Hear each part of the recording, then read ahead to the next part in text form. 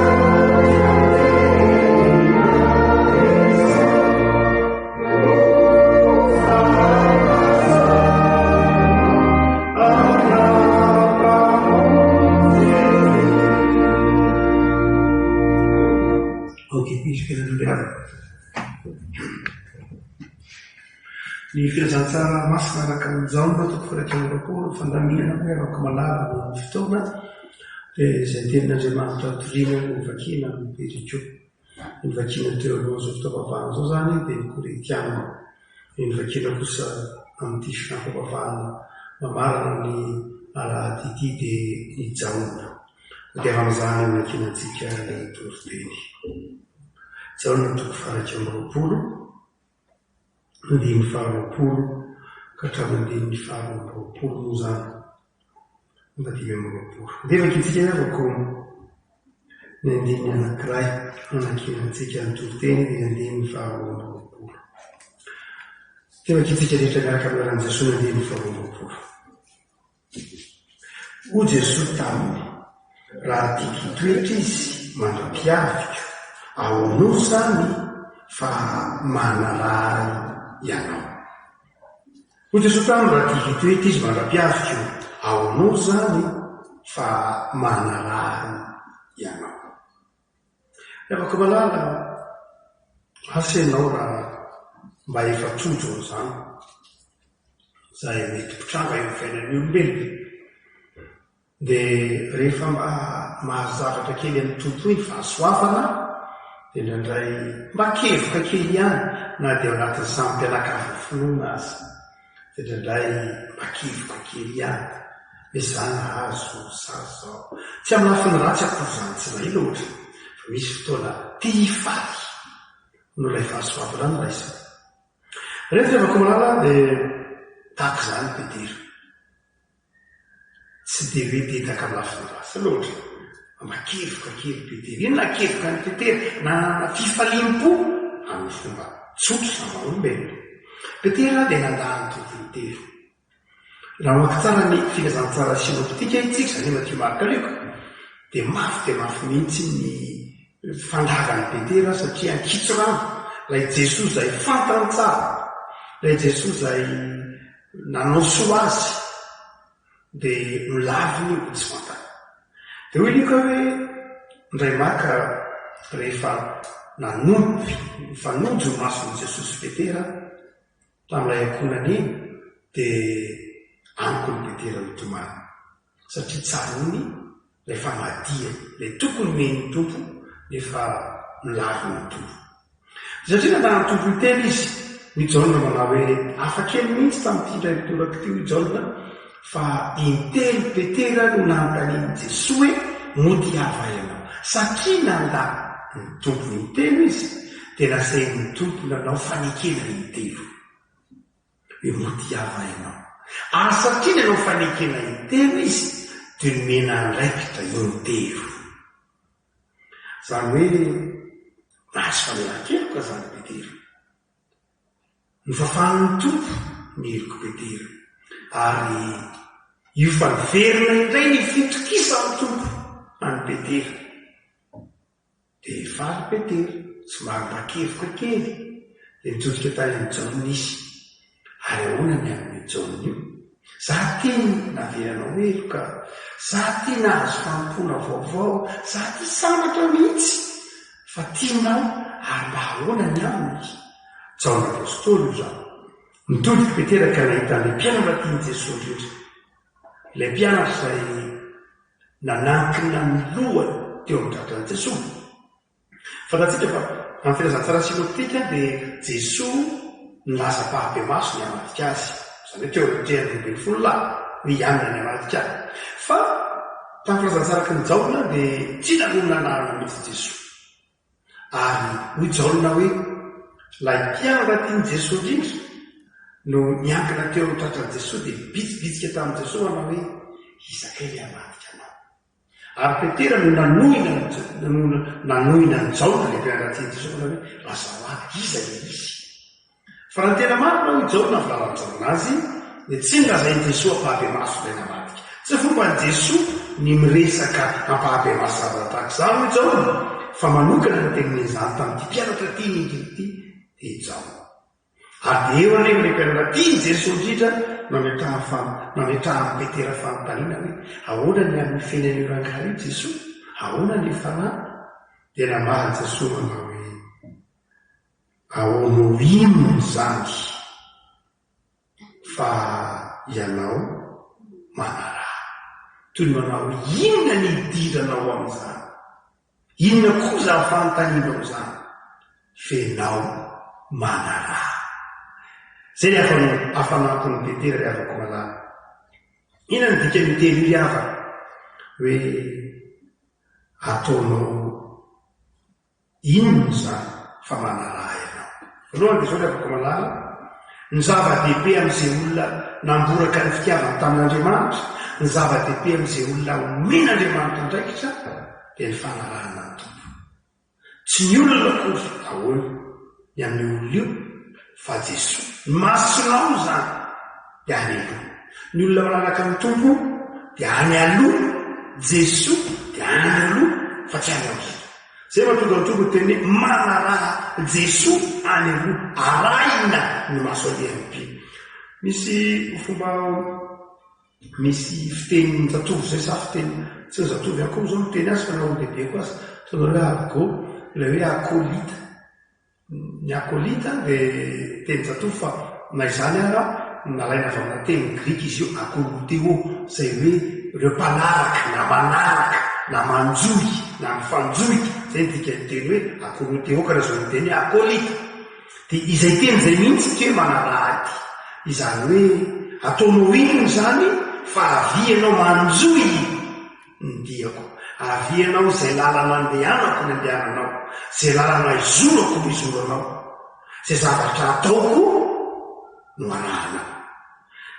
Dia izany teny zany rehefa manala noentina mampahery ny mpino fa ny olona rehetra izay manaladia ny tompo, ny olona rehetra izay na tsy ary famelan-keloka ary mamerina ny fitokisany aminao anay Andriamanitra, dia izao asainy ny tompo mipanjana azy, ary ny tompo tsy amiariana ka ampihevotra anao, fa ny tompo an'eloha nitarika anao.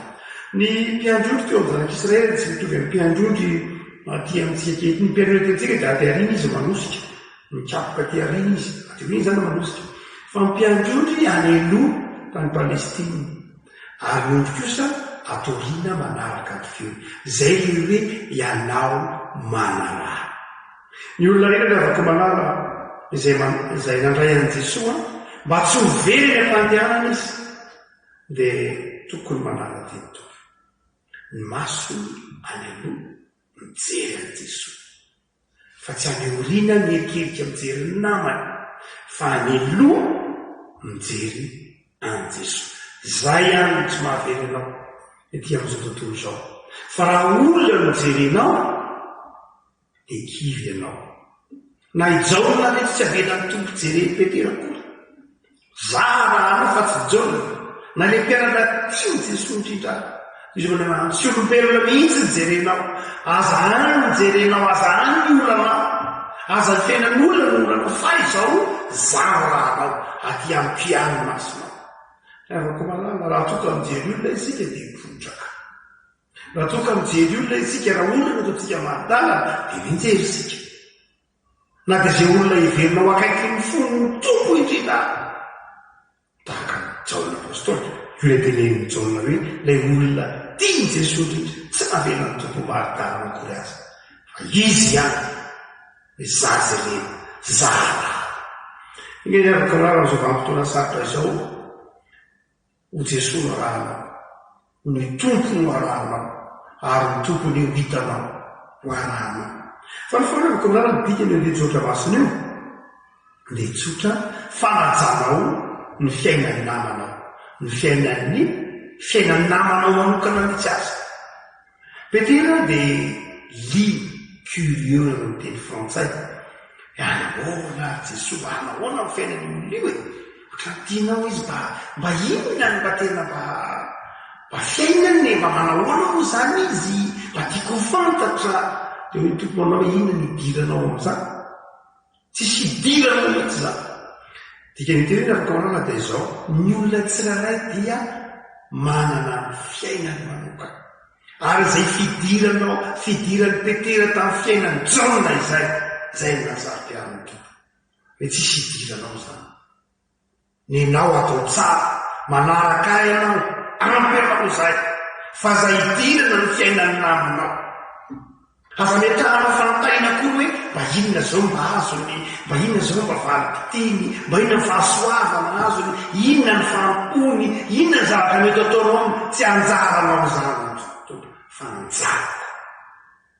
Afaka malala sari-piara amin'ny fiainan'ny hafa Andriamanitra, sari-paro amin'ny fiainan'ny hafa manokana izy. Ary reo rehefa ny mpindriavana, reo ntsika mpindriavana ndraindray titakoritsika tsy mba manahoana izay fiainatrany, mba ahoana izay izy, manahoana izy zay, to anina izy ao, to zao izy ao, mba manahoana zay, maninona izy mibeka raha, manana to mahanja velona raha, sy ny sisa rehetra.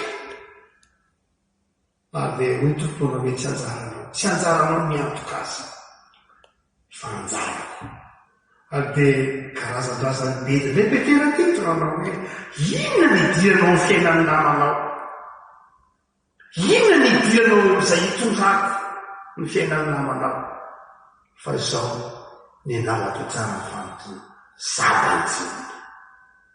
Avako malala izany zavatra hitan'izao tontolo zao tsara dia ny Facebook hita tsara ny internet ny Twitter isan-karazany betsaka ny zavatra tsara fa izao ny avako malala indraindray to lasa fitaovana mbatsika ny fiainan'ny namantsika to lasa itsikirana ny fiainan'ny namana ka mahatonga ny namana tsy manana ny fiainany azy manokana intsony velaro daholo ny fiainana manokana izay tiany ny tompo ajaina hoe tsy rairay avy dia samy manana ny fiainany manokana azy fiainany manokana ifandraisany amin'Andriamanitra izay asy Andriamanitra rery dia izao izay tsy hidiranao saingy izao rehefa koa malala toaty zany ny fiainan'izao tontolo izao ankehitriny dadray fiainan'ny olona paritaka ahily sy mba ao anatin'ilay tambatsotra izay natao tokony asambaka tokony ampisy fifaliana tokony ampifandray indraindray tsy hainy izao tontolo izao zany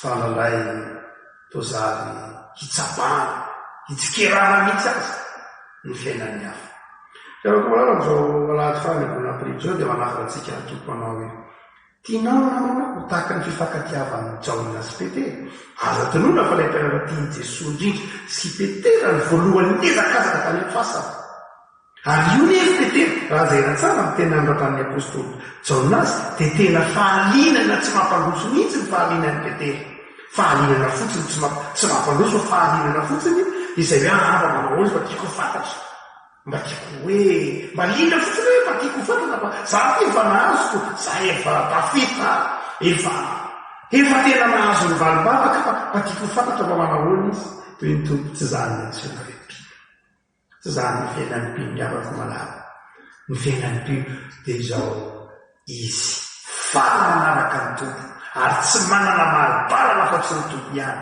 tsy ny fitahina eo amin'ny fiainan'ny hafa no manidaranao anao tsy ny fampony hafa no manidaranao anao tsy ny fahasoavan'ilay sy ny hafa no manidaranao anao fa ny fitiavanao an'Andriamanitra ihany no manidaranao anao fa nandrerako malala izay fitenentsy Andriamasina ity hoy dia zao tany raha tiako itoeto izy mandra-piavy ka ho anao minina koa zany fa zava ina dika niteny rehefa malala tsy rairay avy dia samy manana ny anjara omeny ny tompo azy ny tsirairay avy dia samy manana ny anjara omeny ny tompo azy ary hafa ny anjaran'ny Petera hafa ny anjarany Jaona dia mpianatra teny Jesosy indrindra lina ny hamakatra ilay anjarany Jaona ny Petera fa tia nahazo anjara izy fa samy manana ny anjara ndriavako ny mpanompin'Andriamanitra ny mpanompin'Andriamanitra tsirairay dia tsy diso anjara Andriamanitra tsy miangatra fa samy manana ny anjara tandrifiady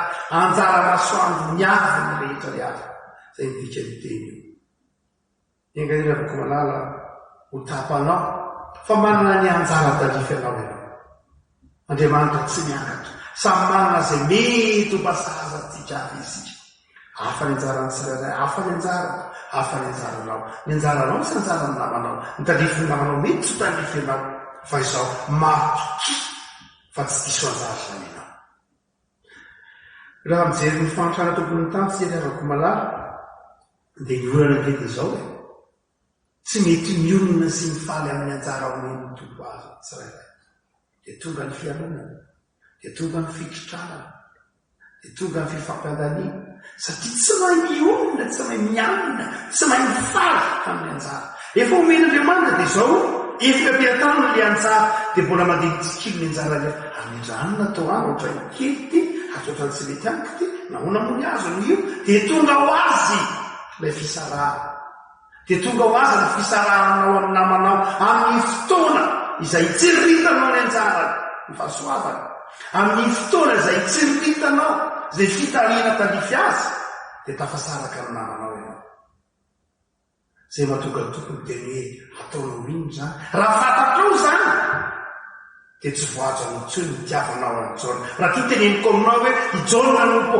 apôstôly velona farany indrindra i Jaona no ahita ny apokalipsy hosokafaka aminy ny lanitra ara-pahafatara i Jaona no ataoko mahita zany rehetra zany i Jaona dia hoetiko vavolombelon'ny fitsangana maty rasehoko azy fiainamana raha izany no tenenina ny Petera dia ahoana vaten'ny Petera onareo sosy Petera hoe za koa mba nitovy an'izany dia tsy niteneniny tompo zany satria tsy zava-dehibe zany fanjava-dehibe dia zao ny fahatsapanao fa Andriamanitra dia manome anao anjara izay tandrifianao.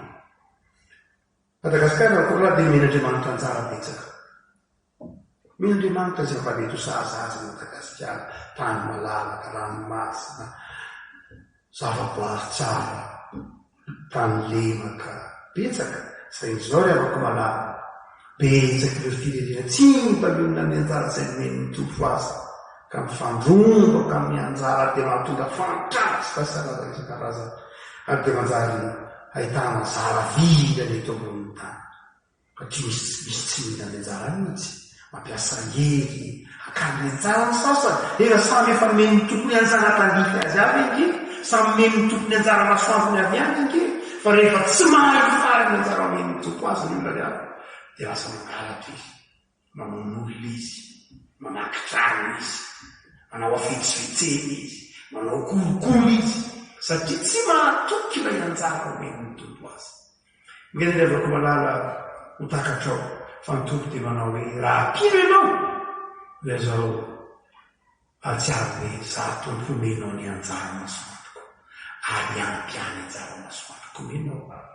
Rehefa dia nisy Mpandriamanitra ray vavako ambokolombolana nao za Tompo any dia mba ome ho any anjara masoandroko. Za tsy ataoko tsy mangataka mihoatra moa zay zavatra fantatro fa mahasoafo zao fotsiny mba ome ho any anjara masoandroko, mba tsy hatonga ho latsaka ao anatin'ny fitsiriritana na ny fangalarana na fialonana ny hafa dia ome ho azy zaza.